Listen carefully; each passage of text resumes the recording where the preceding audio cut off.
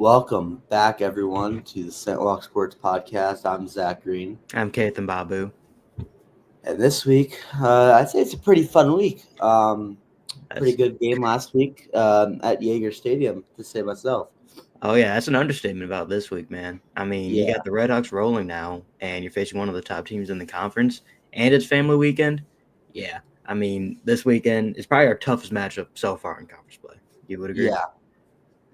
I was looking at the max standings, and it's funny because like I kind of compared it to the Colts so far this season. You're looking for it to change, but it hasn't changed yet. Mm. Like you're looking for Western Michigan to lose a game they could lose, and they haven't.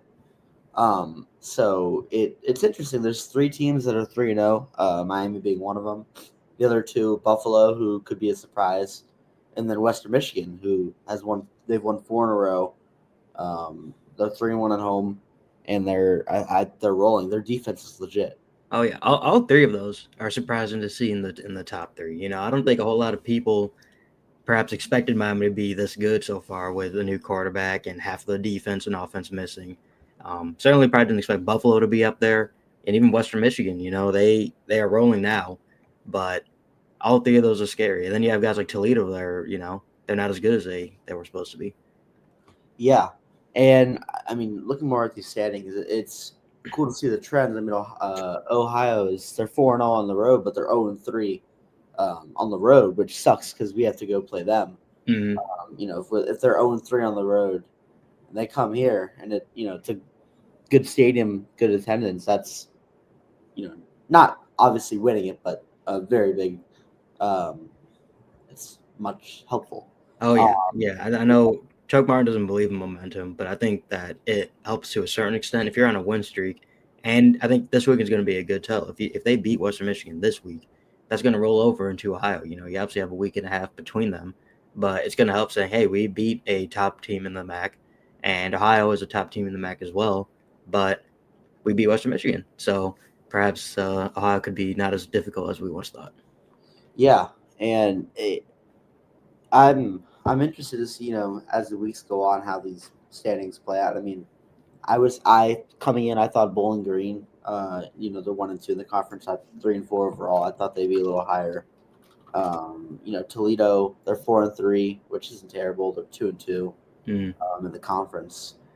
Ball State isn't, they're 2-1, so they're somewhat there. Central Michigan, I'm not that worried about. Um, the Chippewas. It's really interesting. And then UMass is just the Kent State of this year. Um, Yeah, and which is surprising because you still have Kent State this year. But yeah, all of a sudden, Kent yeah, State, 1-2 is not too bad in the conference right now. Um, I'm surprised by Ball State in particular because they beat Ohio even. yeah, So going 2-1 and then beating the reigning championships, that's going to do a lot for them. I yeah. don't believe we face them. Oh no, we do face them after Thanksgiving, don't we? Um, yeah. So looking back at this past week versus Eastern Michigan, Red Hawks winning 44-30, and it was really never close, which was the good part because that's hasn't really happened since Lindenwood. Yeah. Um, Well, the score is 44-30, but that's mostly yeah, fourth quarter like chump points. They where you just let the foot off the gas because we're already so far ahead. yeah. Doesn't justify how dominant that was. Going into the third, it was 28-14, Mm. but with a play wise a sizable advantage. Looking at the individual stats, Daquan Finn, he didn't have to do much, which was the recipe for the Red Hawks. 13 for 22, 159 passing yards, two passing touchdowns, then two touchdowns on the ground as well. I mean this game was all about the running about the rushing offense. Mm. They really came together. I mean, Jordan Brunson went off. As a team, they just barely got to 300 rushing yards. They were at, I think, 299, and then the last drive came where they kneeled it. Mm. So they ended with 295 net. But I mean, they were chubbing the whole game. That was our best running game of the season so far, not just in conference play. We Yeah, finally got to that point. It's nice to see. After Kenny Tracy goes down for the season, And after it kind of takes a while, Finn's out for a game, so you're worried about how he's going to do when he comes back. But it shows that the team rebounded pretty effectively, and I think that's going to be especially helpful against Western Michigan. Yeah, I think as more we see this team play more, the identity comes more true that they want to control the clock. They want Finn in the shotgun. They want him. They want him with the option to Brunson, and then that sets up the long ball game where we see the deep shots like Cam Perry, Cole Weaver had a couple good catches, stuff like that. Mm. So they want to get Finn comfortable in the pocket, and then then when you need to, you extend the play and work the ball downfield. But looking at Noah Kim, the Eastern Michigan quarterback, he's having a good year. Oh yeah, he was 20 for 36. Like he had 2 interceptions, 309 yards, 4 touchdowns. Like he didn't have a bad game. Some of those came towards the end of the game when in the second quarter, I was watching it on my laptop because I was at the airport. Yeah. But there were 2 plays where I was like, "Holy crap!" Like that's impressive for a MAC quarterback to be doing that. And obviously he's from Michigan State, so he has experience at the Big Ten level. But it is impressive to see. He had a good game. I'm just glad that we were able to have a better game. Yeah. Eastern Michigan receiver Harold Mack had 6 catches for 179 yards and 2 touchdowns. So, looking at the coverage wise, I think, even though the defense did their job when they had to, allowing 30 points to a team like you want to see a little more unlock. Adam Trick, one of I think the leaders of this defense this year. He had some pressures. It wasn't anything crazy this game. But you'll have games like that. He's not going to get 2 sacks and a pick every single game. Yeah. But he had 3 tackles, 2 quarterback hits, which led the team. Yeah. Secondary did their job too. I was looking at those stats. Corbin Hondry staying effective as well. Eli Blakey both had a pick, which is impressive to see because again, you're looking at a defense where the whole defensive line basically is new this year, and it's nice to be able to rely on that secondary. Force teams to stay on the ground. Yeah, and I mean, we got to give the credit to Pierre Stanton too. He had a good game. He had only 3 punts, averaged 55 and a half for each. His longest was 65. The first punt, I believe, it was down to like the 4, and he was excited coming off the sideline. I would be too. Yeah, he's had a good game. I think he got MAC Special Teams Player of the Week. That does not surprise me. He's been consistent all year. Yeah, for a guy, it kind of works into the game because having him play so well, but the way Miami plays, like I said, wanting to control the clock, and keep the defense off the field. And when you play against these explosive guys like Noah Kim, you want to give him as the least amount of opportunities as you can,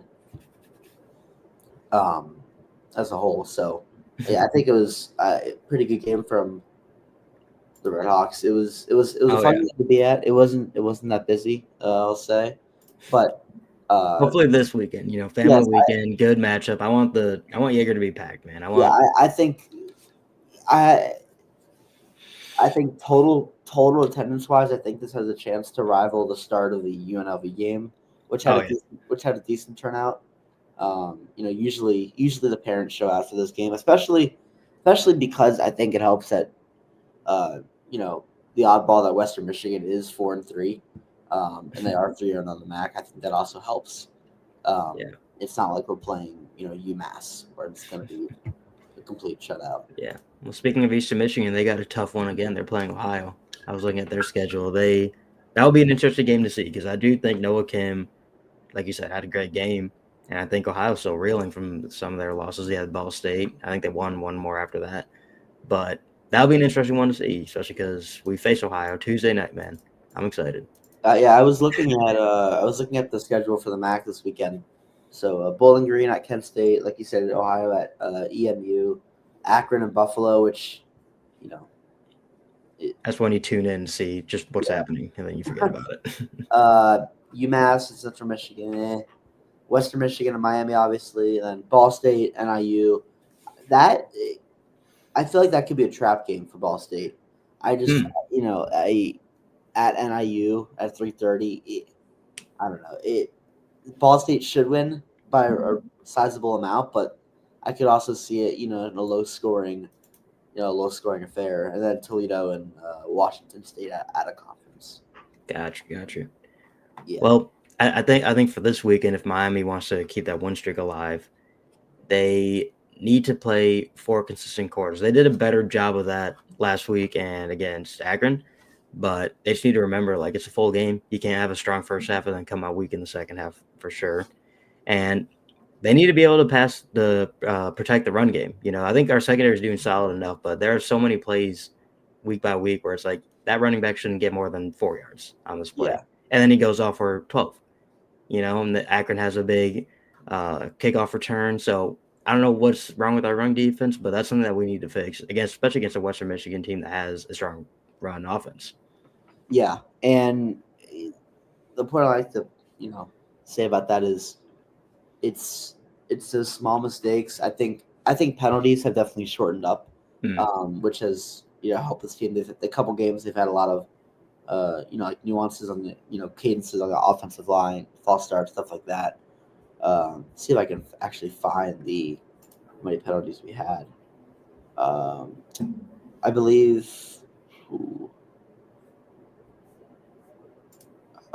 We had 8 for 75, which is it's a bit high. Yeah, it's a bit high. EMU had 4 for 24. It's 8 for 75. I mean, yeah, you think about it, we're letting him at least get one free pass basically down the whole field. Yeah, we shouldn't be doing that. We need to tighten that up.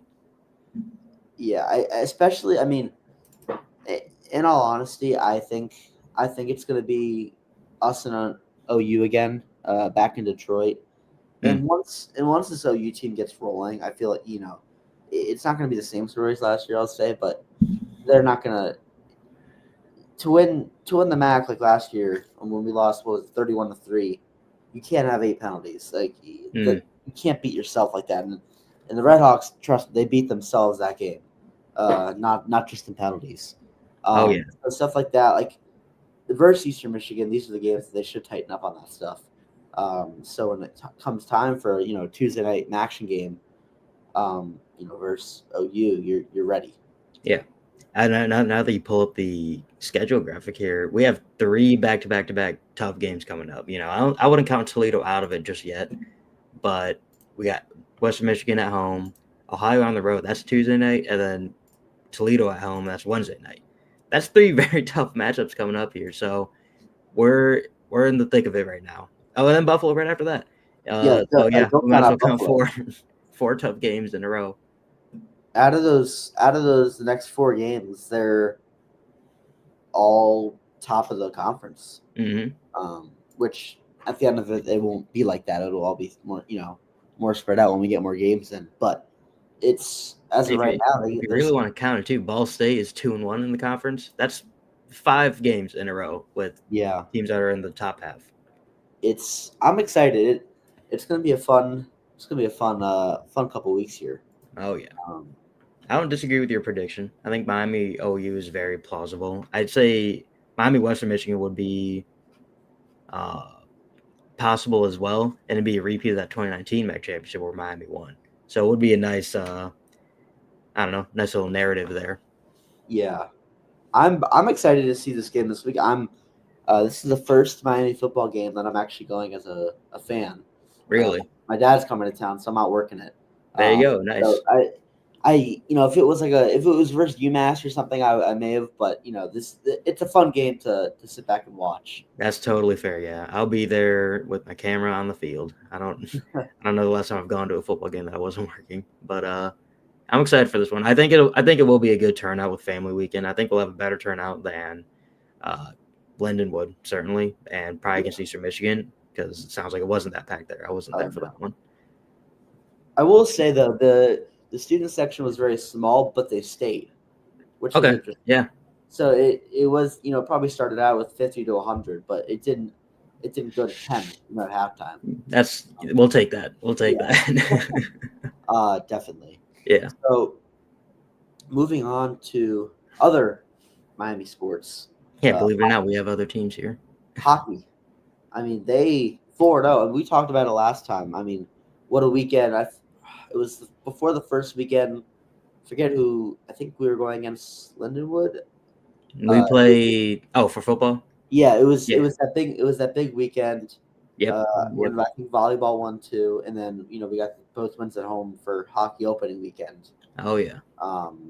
And I mean they're rolling, and they're not just winning. I mean they won the first 2 games 6-4 and 3-1, but I think the first game versus RPI they came back. They were down 3-0, 3-1, and then they came back. They were down 2-1 at the start of the first. They scored 3 in the second, and they had 1 in the second, and then came back. Which is really it's energizing. Oh yeah, followed by a shutout. I think that's the important part there. They went 5-0 the next night.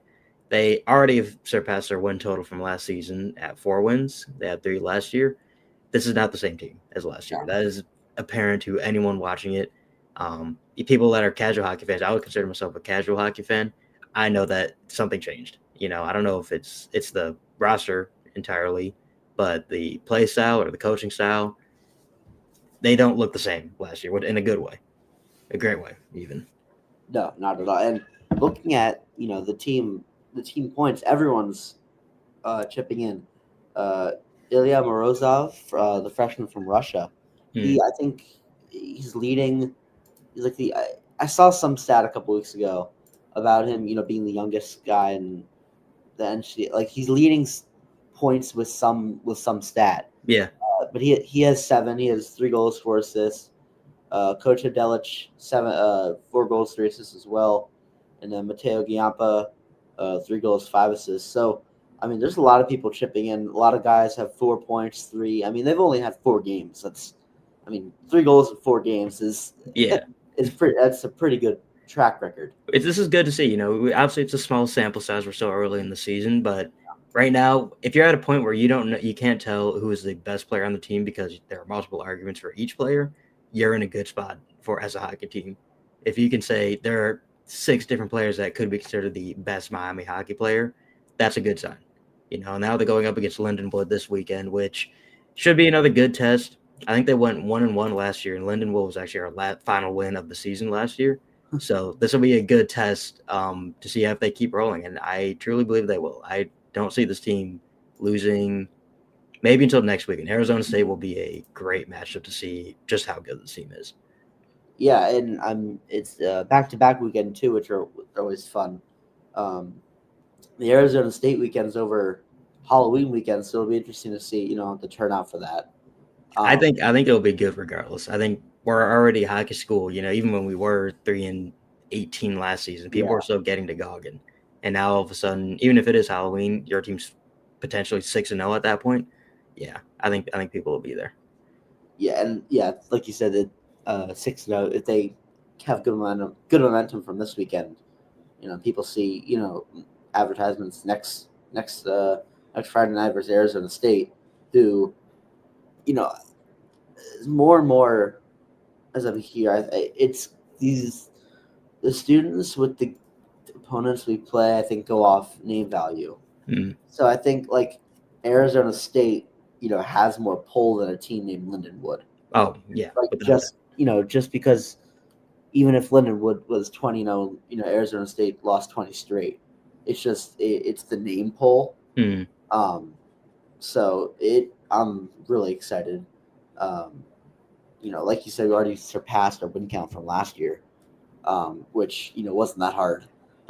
Yeah, it's still a good goal to reach. Yeah, 100%. Starting out 4-0 is definitely the best case scenario so far. I mean, we were talking about just splitting, and making it close and having a good game, but 4-0 is definitely. It's a good sign, yeah. And now you got basketball coming up too. I don't know if you want to transition into that. Yeah, I'm excited for. I was telling someone earlier. I am almost more excited for the basketball seasons to start, both men's and women's, than I was for football to start. And Really? I've always been a football guy. I grew up football. It's probably my favorite sport to watch and cover. And this season, I don't know, man. Something about those guys at Millette. Yeah, I think there's a new energy in the building. Last year it was optimism that the team would be good, but I think now that they actually know it is, Oh yeah, they believe it, the energy. Um, it's I'm excited. I think it's going to be a really fun year. There was a game that just got moved. I think it was the Toledo game in January. yeah. And it got moved Um, to CBS. yeah, it got moved to CBS. It sucks because no one will be here.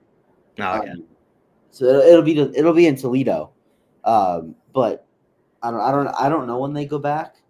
But we have that that game and then Akron on January 3rd. I think I'm going to drive back down for that game just uh, because it's winter break, but that's probably our best game on the season. yeah, Non-conference and conference included, and it's going to be a great test. These are two teams that you more likely than not will see again in Cleveland at the MAC championship. So I'm debating going back down for that. But a team is good when they are almost struggling to fill out their non-conference slate. They just released their full schedule a week ago, basically, yeah, because they couldn't find teams to play. Teams were hesitant to play us, But looking at that non-conference schedule, you start out with Old Dominion, which that's a Sun Belt team, so that MAC Sun Belt challenge again. And then a couple weeks later, you got Air Force, which that's away, but that's going to be an exciting one to watch. We beat them last year. I think Peter Suter had 40 points, or maybe it was Cam Kraft had 40 points that night. was that the one he had like 10 threes? Yeah. Yeah. Something about that game. It was at Millette this time, but oh man, I'm excited. I'm excited for all of these. Eastern Kentucky, Wright State, who handed us our only home loss last year. So we have potential to almost go undefeated in non-conference play, looking at these teams and looking at how our roster shapes up compared to last year. So this is going to be a great season for men's and women's basketball. If you look at the women's basketball season, it's not much different, and they retained some great players and they brought in some amazing characters from the transfer portal and from the high school recruiting. So overall, both teams at Millette, throwing volleyball as well. All three teams at Millette have a great future ahead of them. Yeah, and I'm looking at the men's basketball for the schedule when students get back on campus. There'll be UMass at home, NIU at home, and then Buffalo on the road, OU at home, which will be a good game. That's on a Saturday, so turnout will be interesting. UMass away, Bowling Green home, Eastern Michigan away, Western Michigan away, Toledo home. That's March 3rd, so that's going to be an important game. Oh yeah, and then OU on the road to finish out regular season. But yeah, I think that March 3rd game, Tuesday night. So you don't have pull with Uptown. That could be a big game. 100%. Because Toledo will be one of the better teams in the conference as well. Maybe not top three, but they'll be in the top half. Yeah, And you're getting to that March 3rd where you're getting down to the final games of the regular season. So these games are going to be especially important for seeding, for who's going to go to Cleveland and who's going to get a bye, what are the matchups going to be. I anticipate that one will be packed, even if it is Tuesday night. I think basketball fans should head to Millette. Yes, 100%. And then looking at the women's basketball schedule, starting out versus Coastal Carolina, Cedarville, Oakland, IU Southeast, Bellarmine, Purdue. That Purdue game is going to be a good test as well. Yeah. Washington State, UC, which probably gonna. I want to play them so badly with our men's team. That would be so fun. I forget their their arena name. But I mean, I think I've heard it gets very loud in there. So hey, that's a battle for the Victor Bell. So obviously, yeah, there's none for football and there's none for any other sport so far. So if you want to get your battle for the Victory Bell fixed, you might as well head over to Cincinnati for that game. yeah, I think that would be fun. It's hard to, I'd say, just because men's basketball here is more. I'd say it's more covered, to where they're not going to get as good of a pull down east for the students down to UC, especially on a Wednesday night. That's in early December when it's cold. Oh, it's at 11:30 a.m. too. Yeah, Yeah.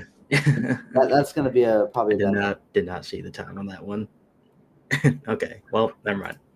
I'm surprised that time's already announced so far because all the other games around it are to be determined. Yeah. Yeah, that's interesting. Looking at that conference schedule, though, I mean, they close up at Colorado and Green Bay, but then conference play, they get no rest, basically. They face Kent State.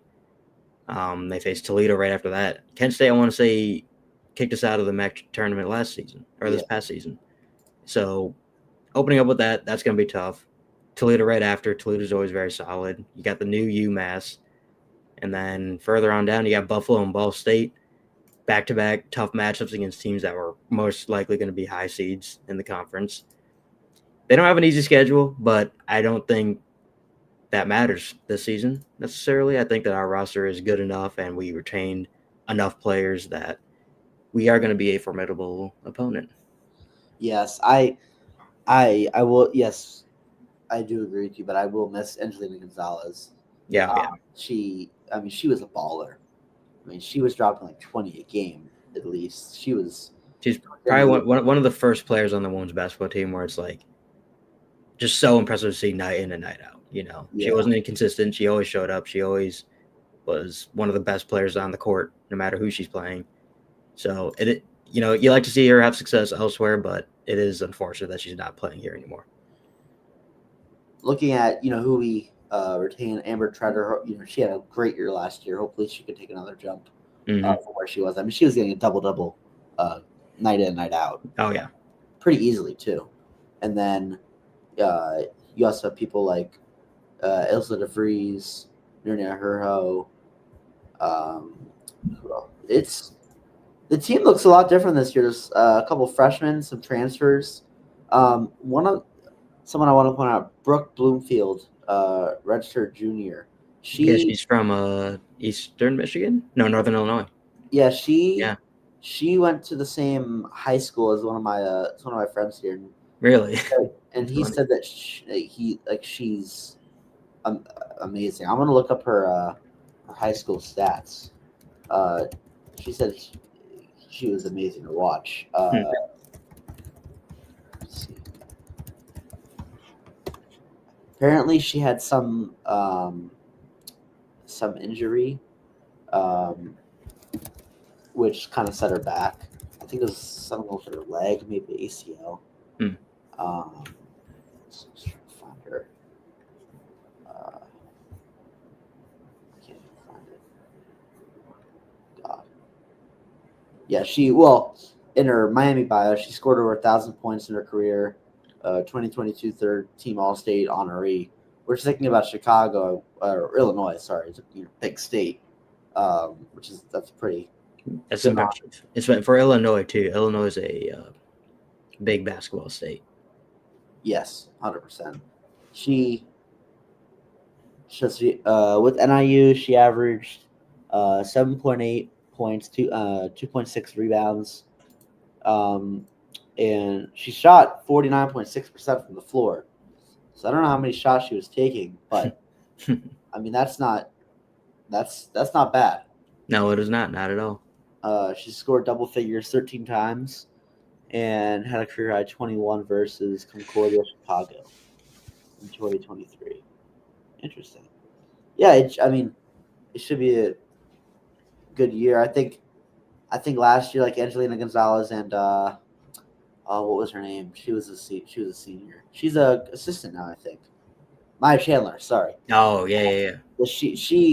They were kind of the leaders of this team, so it'll be interesting to see with only a couple people still here who takes that role. I think Amber Treader is probably up there. Tamar Singer, people like that. Ilse is up there. Tamar Singer. We lost players, but I think we retained enough where we didn't lose our identity completely. And also that recruiting class that we brought in is so solid that they're going to come in and make an immediate impact. That transfer class as well. So I'm not particularly worried. I think that they have chip on their shoulder from how last season ended, but they made it to the MAC tournament. You know, it's more than they could say for the last couple of years. It's about taking that next step now of how do you win at the MAC tournament? How do you get to that final game? And I think Glenn Box is great at development. I think that's one of his skills. And, you know, it's going to be important to see. I'm excited to see what happens. What will that be? 5 months from now? Yeah, one of the people that I'm gonna miss too is she graduated, Corey Lard. Oh, yeah. She didn't always pop up in the box score, but her defense, I mean, she was a pest. Mm-hmm. On defense, you kind of think of her like Evan Apsaro in a way. Yeah. Like always there, like always, you know, making the right play.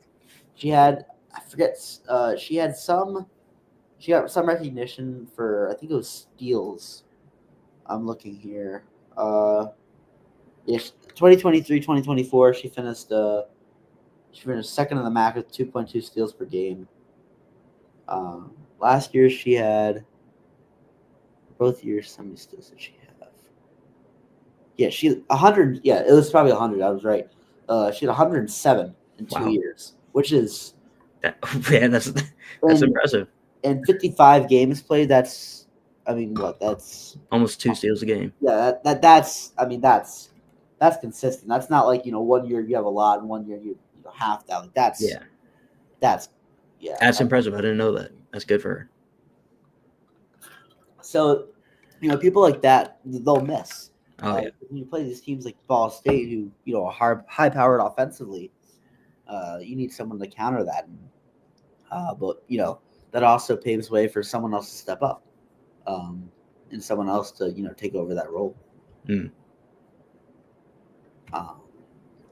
Exciting times, man. Exciting times. It's a good year to be a Miami Redhawk. You know, I'm glad I'm a senior now, so I'm glad to hear that we got 1 more year, and now football, hockey, volleyball, men's and women's basketball, all are having very successful seasons so far. You know, obviously it's still early. Men's and women's basketball still needs to start, but it's good to know one less time around the track, and I don't have to watch bad sports. So, I think the silver lining of that is definitely the hockey team. I mean, you can't get much worse from last year. We knew the football team was going to be good. You know, we know the basketball teams are going to be competitive. We kind of knew what to expect from hockey. You know, we know they'd be better. Yeah. But I mean, they're really showing out. And I believe that game versus Lindenwood's tonight, if I'm not mistaken. It is tonight and tomorrow. They're on the road. So I mean, I think they should have a good turnout tonight too. Family weekend. I mean, like you said, it's busy to begin with. It's, you know, a hockey school. So when you get, you know, all these parents in the town, especially when uptown you can't even get in anywhere to get food because it's 3-hour wait. Yep. So yeah, I may go to that with my dad later. I'll have to see. That'd be fun. What is Lindenwood's record? I'm curious. They are 3-3. I want to say they beat Denver. They beat the one of the nationally ranked teams. Oh, Denver, yeah. DU's good. I think they played here last year. They did. We got swept. Yeah, shocker. Yeah, right. They are 3-3. Yep. They split with UD, Lake Superior State. I've really heard of them. They beat them twice, and they lost to Wisconsin, which, you know, Big Ten. Yeah. To start off the year, that's rough. Yeah. You look at their record and you think, okay, you know, we're 4-0, they're 3-3. This should be an easy game. But then you look at their wins, or you look at their scores, where it's like, okay, they beat the 5th best team in the country 4-3, you know, in one of their games. They got shut out in the next game, but this isn't a walkover game, and I don't think Noreen's going to take it that way. But, you know, it is a little scary, a little skeptical even to go in and be like, oh, they just beat a top 5 team, you know, team that could easily make it to the national tournament. They're also giving up a lot of goals. I've looking, they've given up 25 goals in 6 games. That's 4.1 a game. So, you know, even the 2 that they won, I mean, they gave up 4 goals in each, which, you know, that's, you know, you got to win, but at what cost? Yeah, that's a good point. And I think our defense is very strong. I think our goaltending is incredibly strong right now. So I'm excited. I think that we can pull away with at least one game, but I wouldn't be surprised if we go 2-0. Yeah. And again, it's a chip on the shoulder thing of like, last year you went 1-1 with Lindenwood, and then you didn't win a game after that. So it's almost like it's symbolic of saying if we beat Lindenwood now, then we're gonna have the opposite season of last year, and I think everyone would want that. Yeah, I think you capped it great. I think it's people look at it as a comparison from last year. If you split with them last, like it's the minor, it's those improvements. So if you split with them last year, you sweep them this year, you're only going in the right direction. Yeah, 100%. And that's only going to help you down the road with your record. I think that caps it beautifully. 100%. It's definitely if people see the improvement of just the same teams that you play, that's enough for the fans to want to go. Mm-hmm. Yeah. I think that'll do it for us at Slant Walk. Very exciting weekend coming up. Western Michigan football. That's kickoff at 12 tomorrow. This game, I believe, starts at what is it? It's 8 p.m. 8. Oh, that's 8. That's they usually do it. 7 p.m. Sorry. Yeah, it's 8. 8:10 p.m. It says. Oh, because they're in Maine. 7 p.m. Maine time. Oh yeah, it's not here. Yeah. Yeah, I don't know why I thought it was here. Yeah, that makes sense. Well, yeah, I'm sure they'll have it on places uptown. People will watch. Oh yeah. Exciting weekend for Miami, and I think it's only going to get more exciting for me once basketball starts. We have 2 weeks until season starts for both. We haven't even gotten to action yet either. Yeah, we haven't even gotten to the midweek game, so it's only getting more exciting from here, and I am grateful that I get to cover it. Yeah, we haven't gotten to our token nights. Oh yeah. Yeah. All right, so it's been Zach Green. I'm Kathan Babu. Thank you. Thank you.